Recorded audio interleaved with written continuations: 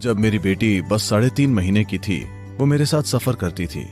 मेरा एक हाथ उसे संभालता था और मेरा दायां पैर हमेशा पूरा नीचे होता था और मैं देश भर में कार से घूमता था और वो इसी तरह बड़ी हुई 5 साल की होने तक, जब तक वो स्कूल नहीं गई। हर रोज हम एक अलग घर में होते थे, हर तरह के लोगों के साथ रहना, सभी उसे कुछ न कुछ सिखाना चाहते थे। मैंने कहा एक नियम है कि कोई भी उसे कुछ नहीं सिखाएगा, कोई एबीसी नहीं, कोई 1 2 3 नहीं, कोई कविता नहीं, क्योंकि मुझे कोई परवाह नहीं कि उनमें क्या है। किसी ने उसे कुछ नहीं सिखाया। जब तक वो 18 महीने की हुई, वो बेधड़क 3 भाषाएं बोलने लगी, क्योंकि उसने सब कुछ सुना, क्योंकि उससे कोई बात नहीं करता था। उसने आसपास की हर चीज को समझ लिया, क्योंकि कोई उसे कुछ नहीं सिखा रहा था। और वो इसी तरह बड़ी हुई और जब वो 12-13 साल की थी तो एक दिन वो मेरे पास आई और वो बस स्कूल से वापस ही आई थी। वहाँ किसी चीज को लेकर परेशान थी और वो कहती है, आप सभी को इतनी सारी चीजें सिखा रहे हैं पर आप मुझे कुछ नहीं सिखा रहे। मैंने कहा, मैं बिना कहे कुछ नहीं करता। तुम अब मेरे पास आई हो तो चलो देखते हैं। तुम्हें बस यही जानने की जरूरत है, कभी किसी को ऊंचा मत देखना। वो मेरी ओर देखती है, आपके बारे में क्या? मैंने कहा, मैं भी नहीं। Never look up to anybody. Never look down on anybody. This is all. कभी किसी को ऊंचा मत देखना, कभी किसी को नीचा मत देखना, बस यही सीख है। अगर आप किसी को ऊंचा नहीं देखते, अगर आप किसी को नीचा नहीं देखते, तो आप हर चीज को वैसे ही देखेंगे जैसी वो है। अगर आप हर चीज को उसके स्वाभाविक रूप में देखेंगे तो आप अपने जीवन से सहजता से गुजर पाएंगे। इसमें बस इतना ही लगता है। लगभग हर कोई, हर जगह जहां भी जाता हूं मैं, लोग इंसान शब्द से हमेशा मानव होने की सीमाओं के बारे में कहते हैं, पर कभी मानव होने की विशालता के बारे में बात नहीं करते। Oh, I am only human. But why are you not saying I am human? अरे मैं तो बस एक इंसान हूं, पर आप ये क्यों नहीं कहते मैं इंसान हूं?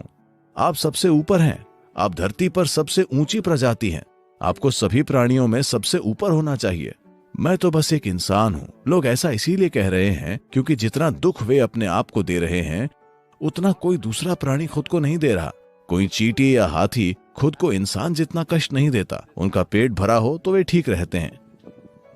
इंसानों के लिए खाली पेट सिर्फ एक समस्या, भरा पेट 100 समस्याएं। इसकी वजह यह है कि यह विकास से जुड़ी चीज है। यह एक विकास से जुड़ी चीज है कि आप जिसे सेरिब्रल फ्लावर कहते हैं, यह दिमाग आपके लिए नया है।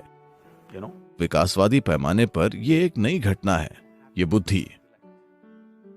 और ज्यादातर लोगों को इसे संभालना नहीं आता।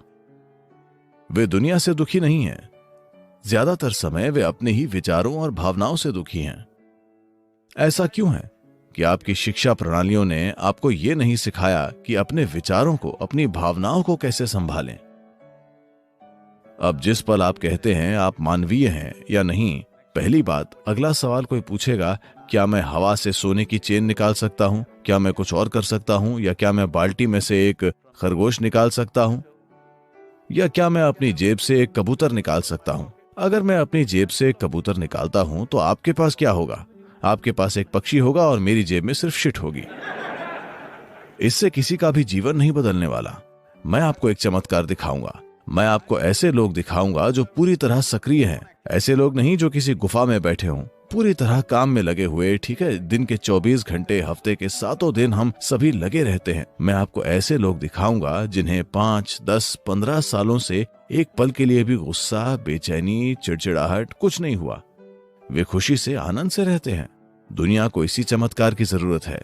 मानवता को इसी चमत्कार की जरूरत है। अगर आपके साथ ये होता है तो आप इंसान को एक सीमा के रूप में नहीं कहेंगे, आप मानवता को एक बहुत बड़ी संभावना बताएंगे। देखिए, ये बात इसलिए आई क्योंकि लोगों का जुड़ाव चुनिंदा होता है। मेरा यही मतलब था जब मैंने कहा किसी चीज को ऊंचा मत देखना, किसी भी चीज को नीचा मत देखना। ऐसा इसलिए क्योंकि अगर आप किसी चीज को ऊंचा देखेंगे तो आप बढ़ाए चढ़ाएंगे। अगर आप किसी चीज को नीचा देखेंगे तो आप नकारात्मक को बढ़ा चढ़ाकर देखेंगे। जैसे ही आप किसी चीज को सम्मान के साथ देखते हैं, उससे आपका लगाव हो जाएगा। जैसे ही आप किसी चीज को तिरस्कार के साथ देखते हैं, उससे आपका मन टूट जाएगा। किसी न किसी तरह घृणा आ जाएगी। तो ये डर, असुरक्षा, लगाव, वैराग्य की भावनाएं सब कुछ एक परिणाम है। हम स्रोत को संभालें या परिणाम को संभालें। लोग हमेशा नतीजे को संभालने में व्यस्त रहते हैं। लोग आपसे ये कह रहे हैं अपने डर को कम करो। क्या आप इसे कम कर सकते हैं? ये किसी भी तरह काम नहीं करने वाला। अब आप दूसरे पहलू पर जा रहे हैं और कह रहे हैं हमें इससे शर्मिंदा होने की जरूरत नहीं है, डर होने दो। क्या यह सुखद अनुभव है? क्या डर, असुरक्षा, अपराध बोध, क्या ये सुखद अनुभव है? अगर ये सुखद अनुभव हैं तो इन्हें बनाए रखिए, ये आप पर है। अगर ये दुखद अनुभव हैं तो क्या ये चुनाव है? मैं आपसे बस इतना पूछ रहा हूं, हमारी आसपास की दुनिया में जो होता है वो एक अलग बात है। दुनिया कभी भी 100% वैसी नहीं होगी जैसे आप उसे चाहते हैं। अगर आप घर में 2 लोग भी हैं फिर भी ये 100% वैसी नहीं होगी जैसा आप चाहते हैं। अगर ये 51% भी आपके तरीके से होता है तो आप ही बॉस हैं, ठीक है? उससे ज्यादा नहीं होगा। लेकिन आपके भीतर जो होता है वो आपके ही तरीके से होना चाहिए, है ना? If what happens within you अगर आपके भीतर आपके तरीके से होता तो आप इसे आनंद में रखते या डर में या दुखी वगैरह। आप खुद के साथ ऐसा नहीं करते, है ना? कम से कम अपने आप के लिए तो आप सबसे ऊंचे स्तर की सुखदता चाहते। हालांकि आप जो अपने पड़ोसी के लिए चाहते हैं वो बहस के लायक हो सकता है, पर आप जो खुद के लिए चाहते हैं वो बहुत साफ है ना? तो डर होना ठीक है, असुरक्षित होना ठीक है? नहीं, मैंने ऐसा नहीं कहा। क्या लगाव होना ठीक है? और मैं पूछता हूँ, अगर आपके पास चॉइस और होती। अहंकार के बारे में क्या सद्गुरु? डर, असुरक्षा, लगाव और अहंकार, ये 4 चीजें हैं सद्गुरु। समय के साथ हमें बताया जाता है कि जैसे जैसे आप बड़े होते हैं और जीवन में ज्यादा सीखते हैं, आपको इन सभी 4 को छोड़ देना। आपके गुरु कौन है? माफ कीजिए, आपके गुरु कौन है? मैं क्यों बताऊं? नहीं, पर ये एक तथ्य है, हमें यही बताया जाता है। क्या ये जरूरी तौर पर सच है? एक बार में एक बात करते हैं। ईगो यानी अहंकार, सभी इसके बारे में बात करते हैं। अभी कोई भी इंसान की बात करें, अगर वो कुछ शानदार करते हैं तो वो कहेंगे ये मैंने किया। अगर वो कुछ बुरा करते हैं, ये मेरा ईगो या अहंकार था। तो मिस्टर ईगो एक बलि का बकरा है। जब भी आप बुरे होते हैं वो हमेशा मौजूद रहते हैं, पर जब आप कोई अच्छा काम करते हैं तो बेशक वो आप होते हैं, है ना? मैं कह रहा हूं, आइए जीवन को सीधी नजर से देखें कि कभी आप शानदार होते हैं, कभी आप बुरे होते हैं, कभी आप खुश होते हैं, कभी आप दुखी होते हैं। अभी आपकी यही हकीकत है। आपको एक बलि के बकरे की जरूरत नहीं है। हमें अपने जीवन में इतनी ईमानदारी तो लानी ही चाहिए कि मेरे भीतर जो कुछ भी होता है वो मैं हूं और कोई नहीं बल्कि मैं। अगर आप इतनी बात समझते हैं तो अभी अगर आप देखें, आप डर में हो या दुखी हो या परेशान हो या निराश हो, अगर आप देखें कि ये सब मेरी वजह से है, तो क्या आप इसे बदलना नहीं चाहेंगे? क्या आप इसे बदलना नहीं चाहेंगे? 100%। अब अगर मैं इसे बदलना चाहता हूं, पर कैसे? now you are asking for tools. अब आप साधनों के लिए पूछ रहे हैं, इसीलिए मैं यहां हूं, आपको रूपांतरण के साधन देता हुआ, क्योंकि मानव जीवन में साधन महत्वपूर्ण है।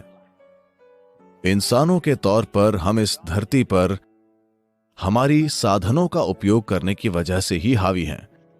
नहीं तो शायद चींटियों या कुत्तों के झुंड मानव जाति पर हावी हो सकते थे, पर हम उपकरणों का इस्तेमाल कर सकते हैं।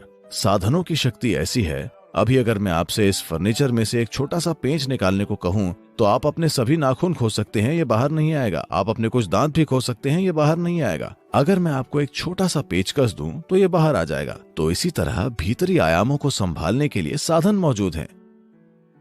ये साधन ये इस देश के यूएसपी हैं, जो अब पूरी तरह बिगड़ चुका है। लोगों ने इसे ठीक तरीके से पेश नहीं किया है। अगर मैं आपको रूपांतरण के साधन देता हूं तो एक चीज होगी उन साधनों का इस्तेमाल करना सीखना, बस इतना ही। आपको कोई फिलॉसफी मानने की जरूरत नहीं है, आपको किसी विचारधारा से नहीं जुड़ना है, आपको स्वर्ग की ओर नहीं देखना है, क्योंकि आपको नहीं पता कि वो किस दिशा में है। लोग ऊपर देख रहे हैं। आखिरकार आप एक गोल ग्रह पर बैठे हैं और ये कमबख्त चीज हमेशा घूमती रहती है। अगर आप ऊपर देखते हैं तो लाजमी है कि आप गलत दिशा में देख रहे हैं।